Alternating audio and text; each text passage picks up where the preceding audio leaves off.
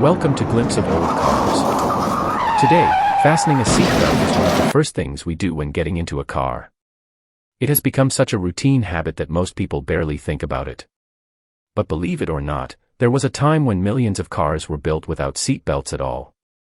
During the 1940s and 1950s, many drivers believed that being thrown clear of a crash was safer than being trapped inside a vehicle.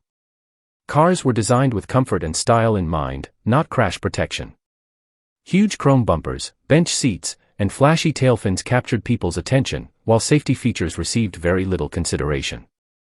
As car ownership grew and highways expanded, vehicles became faster.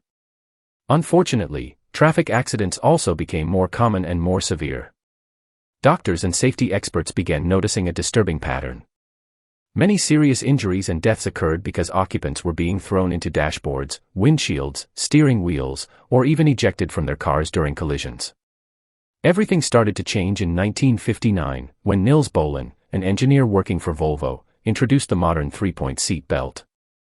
Unlike earlier lap belts, this design secured both the chest and hips, dramatically reducing the risk of severe injury.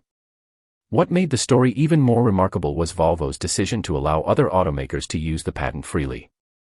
The company believed the invention was too important to keep for profit because it had the potential to save countless lives. By the late 1960s, governments around the world began requiring seat belts in new vehicles. Public awareness campaigns encouraged people to buckle up, although many resisted at first, seeing seat belts as uncomfortable or unnecessary. Over time, the evidence became impossible to ignore. Seat belts proved to be one of the most effective safety devices ever created, saving millions of lives across generations.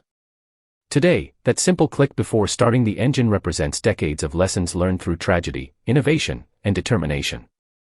It's a small action that takes only seconds, but it changed the history of driving forever.